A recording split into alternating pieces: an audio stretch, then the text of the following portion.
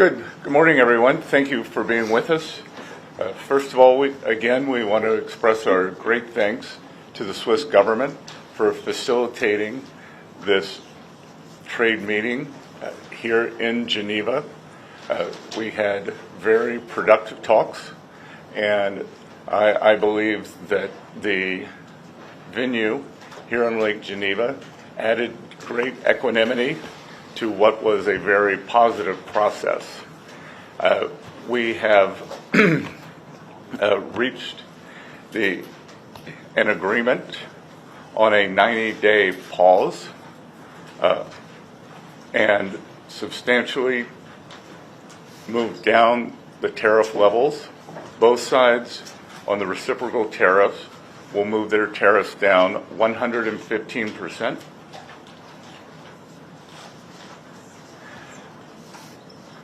We had very robust discussions. Both sides showed great respect. It was a chance for me to meet the Chinese delegation. The vice premier I had previously had only a video call with. Ambassador Jameson was familiar with two of the other leaders on the delegation from his previous time. So there was very good personal interaction. Both countries represented their national interests very well. We concluded that we have shared interest, and we both have an interest in balanced trade. The U.S. will continue moving towards that. I will let Ambassador Jameson talk about the President's initiatives that began on a historic trade announcement on January 20th, which no other president has ever done, following to April 2nd, when we implemented the reciprocal tariffs. Thank you, Secretary, and I will echo your thanks to the Swiss government and Swiss officials for hosting us this weekend. The atmosphere was very conducive to discussions, and thanks to them, we were able to have very constructive and positive conversations with our Chinese counterparts, who clearly came to deal this week. The rapid nature that we were able to conduct and conclude these discussions is a testament to mutual understanding and mutual respect between the Chinese and U.S. sides. With respect to the U.S. trade position, our interactions with China, and the agreement today, please keep in mind that the United States trade deficit has ballooned over the past several years, ending up at $1.2 trillion deficit in goods as of the end of last year, which was an approximately 42% increase over a few years prior, when there was an $850 billion trade deficit at the beginning of the Biden administration. So that is a rapid and expansive increase in the trade deficit. And our view is that this is driven in large part by non-reciprocal trade, among other things, and the result has been offshoring of manufacturing and other negative impacts on the U.S. economy. And so on January 20th, when the President was inaugurated, he released the America First trade policy, which was comprehensive and flagged that and actually directed agencies, including U.S. Trade Representative and others, to research this issue and to provide options, which we did, and the President elected to impose reciprocal tariffs on April 2 to address this national emergency of the trade deficit. There was a global baseline tariff accompanied by higher reciprocal tariffs for each country depending on the level and intensity of their trade surplus with the United States. In all of this, China was assigned a reciprocal tariff rate of 34%. China was the only country that chose to implement retaliation against the United States for this reciprocal tariff. All other countries, withheld and decided that they wanted to negotiate with the United States or simply not retaliate. And so we've been in detailed discussions with other countries for several weeks at this point. China, as you know, retaliated not only with tariffs but with disproportionate and asymmetrical non-tariff measures in order to maintain the effectiveness of the reciprocal tariff measures. The President increased our tariff rates to offset Chinese retaliation, And as you know, this escalated to a point where both sides had added 125% tariffs, and with the Chinese side, additional non-tariff measures amounting to an embargo in some senses on trade, an effective embargo, which of course was not a sustainable practice for either side. And so today, with this agreement, we come to agreement that our reciprocal tariff rate will go down to 10% on the United States side, so it goes down 115%. We enter into a 90-day pause period for negotiations, which both the Chinese and the United States are very committed to, and the Chinese on their side also go down 115% to 10%, and they remove the countermeasures that they have in place. To be very clear, other measures that the United States has put in place in the past, whether it's tariff measures from 2018 or since, tariffs under other statutory authorities, tariffs related to fentanyl, those remain unchanged for now to the side. I'll just make one point, is that both the Chinese and the United States agreed to work constructively together on fentanyl, and there's a positive path forward there as well. Okay, great. So let's start with some questions. Well, just if I may make a few final remarks to give you framing and context. I think throughout the trade process, we have had a plan, we have a process in place, and now with the Chinese, after this weekend, we have a mechanism for continued talks. So, process, plan, and mechanism.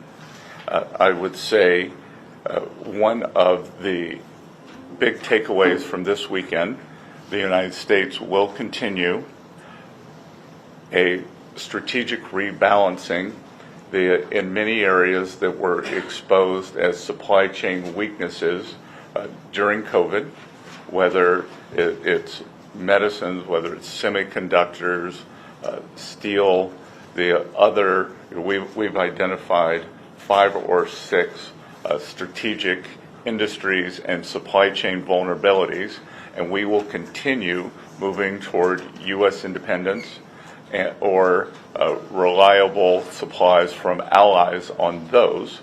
But the consensus from both delegations this weekend is neither side wants a decoupling. And what had occurred with these very high tariffs, as Ambassador Greer said, was the equivalent of an embargo, and neither side wants that. We do want trade.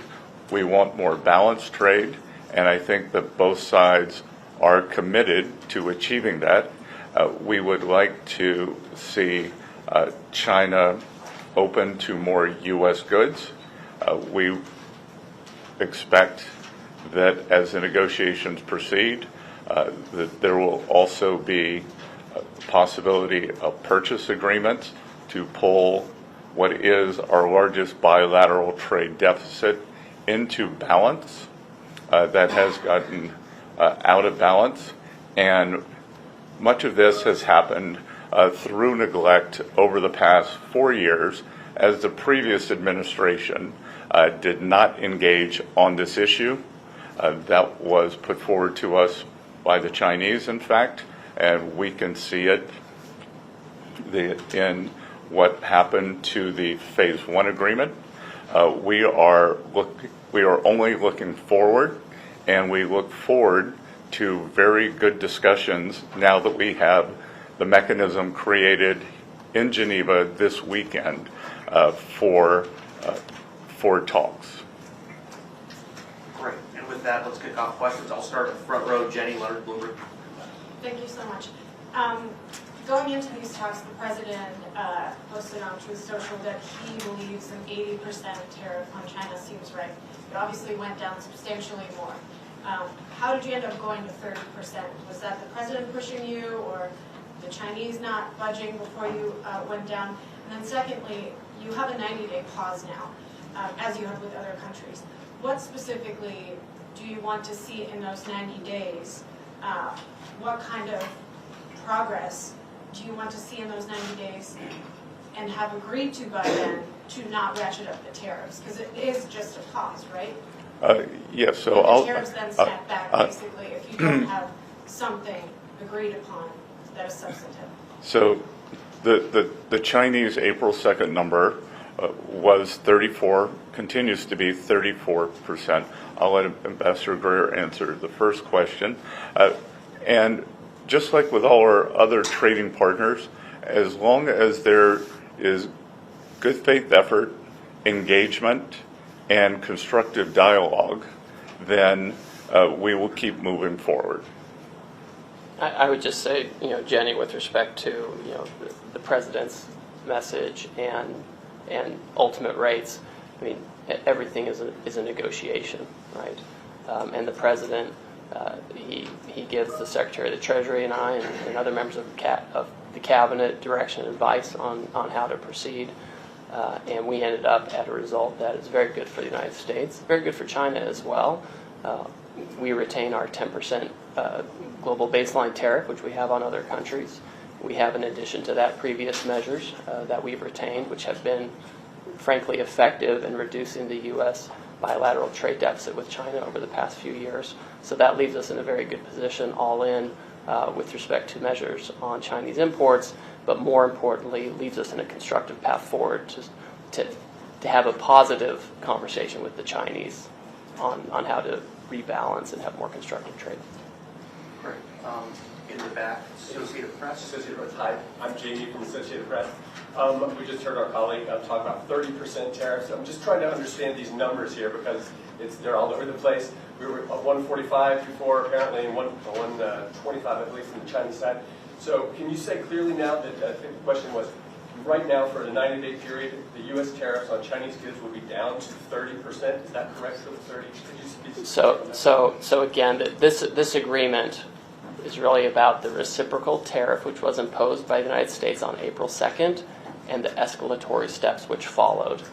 Those on each side, the Chinese side and U.S. side, ended up at 125% on each other. The Chinese had additional non-tariff countermeasures. That has all come down by 115% to 10% each. The United States earlier this year imposed 20% related to fentanyl. That still exists. So if you're looking at Trump Term 2, tariffs on China, right now effective, it's 30%. There are prior measures which change by product, by sector, by level, et cetera. You can't really give a specific number on that right now. What matters for the agreement today is that we each agreed to come down on the reciprocal tariff and related retaliation to 10%. So a reduction of 115% down to 10%. Fentanyl is on its own track, but on a very positive track where we're having very constructive conversations with our Chinese counterparts. And I would add a couple of things. This does not include any sector-specific tariffs that have been put across all of our trading partners. And as the ambassador said, I think he would agree with me that the upside surprise for me from this weekend was the level of Chinese engagement on the fentanyl crisis in the United States. They brought the Deputy Minister for Public Safety, who is not traditionally part of the trade team or the negotiating team, and he had a very robust and highly detailed discussion with someone from the U.S. National Security Team. Great. Next, John Huddy with Newsnet. Mr. Secretary, will there be any immediate impact that U.S. consumers will see from this?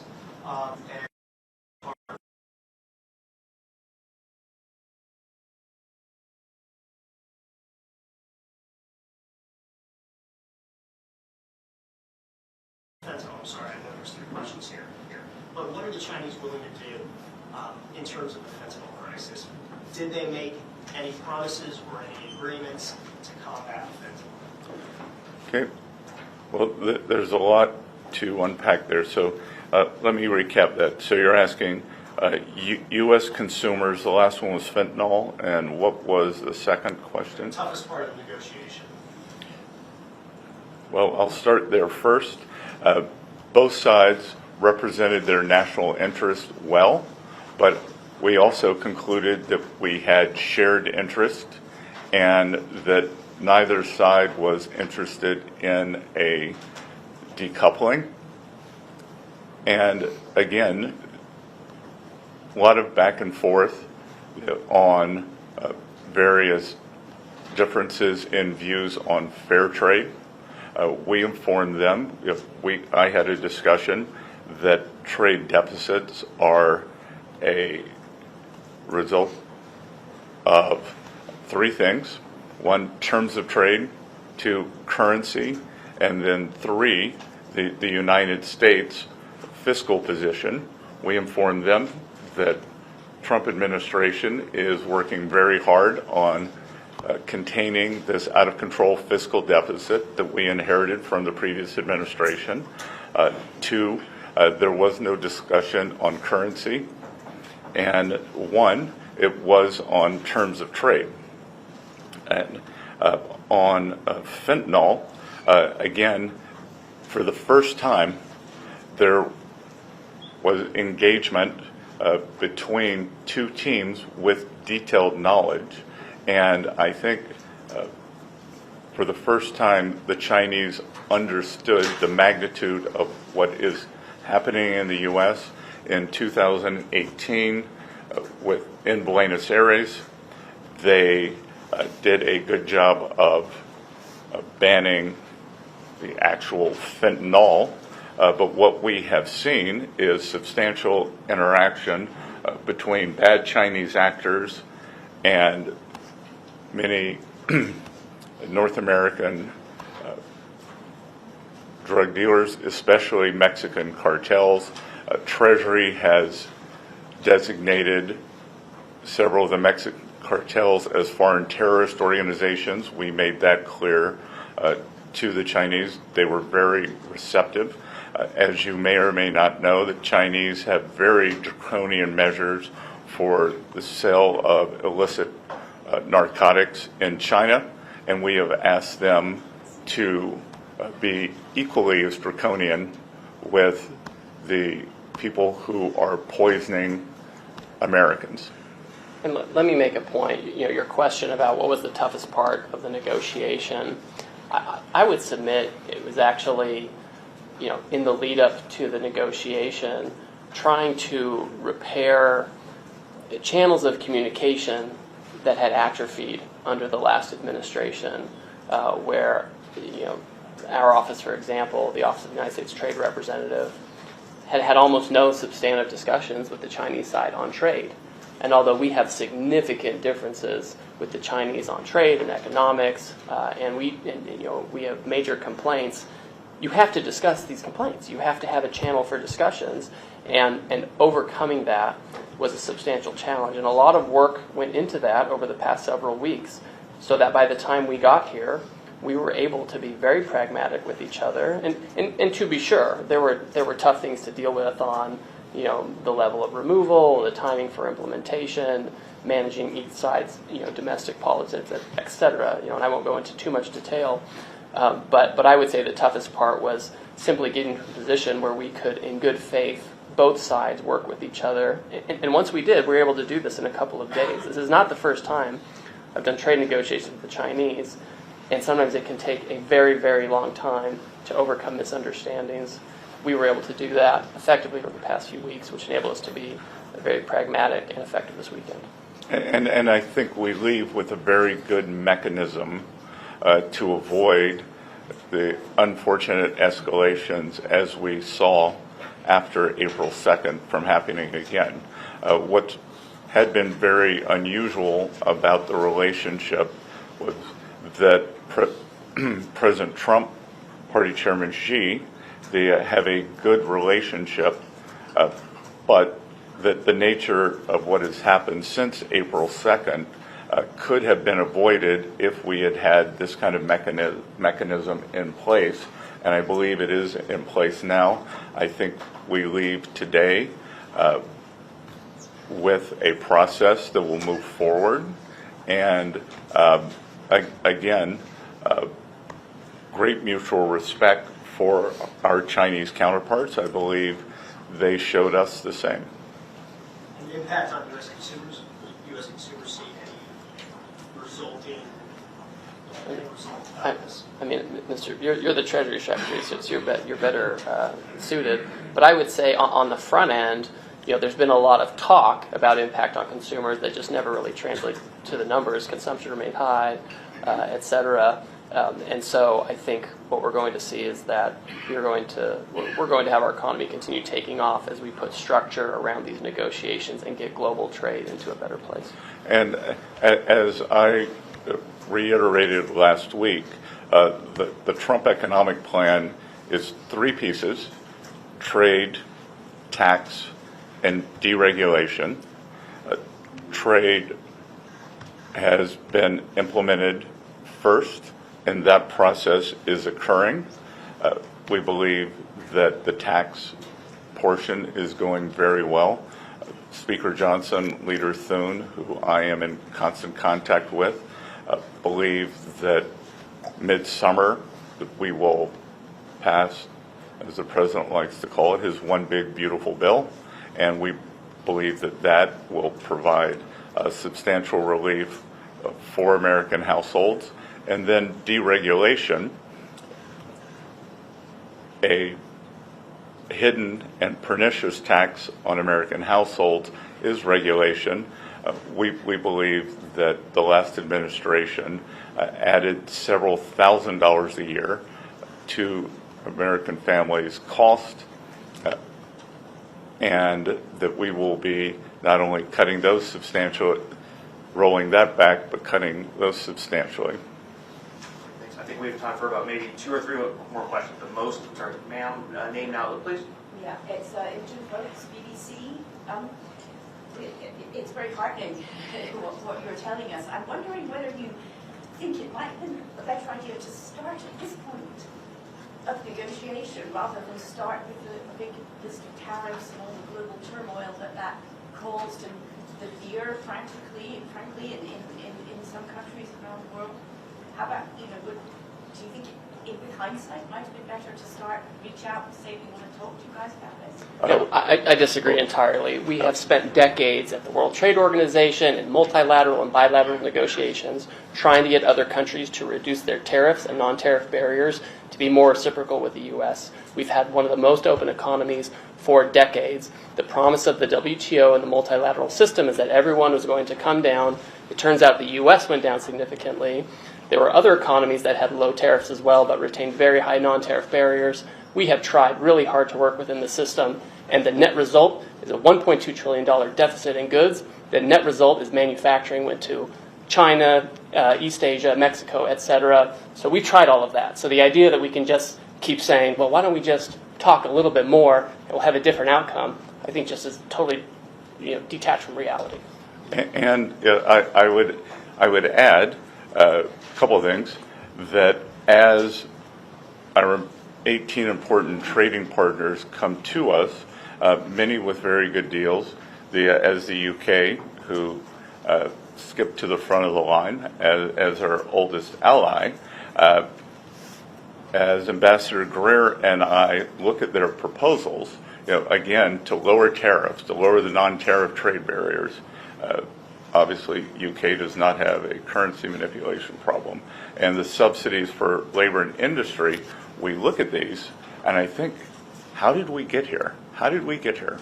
And I echo part of what President Trump said, that he doesn't blame the other economies for taking advantage of a fluid,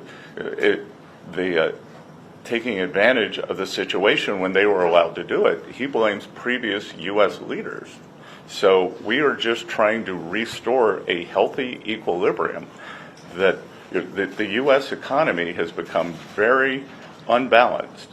On one side, we have a forward-leaning, the deepest and widest financial markets in the world.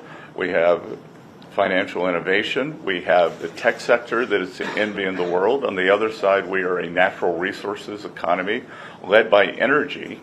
So it is a barbell, but in between, precision manufacturing, especially precision manufacturing, has been wiped out, and it is our intent to bring that back. So we want to rebalance, and I think that there is a big opportunity. If I think about this weekend, the Chinese, they have gone the other way.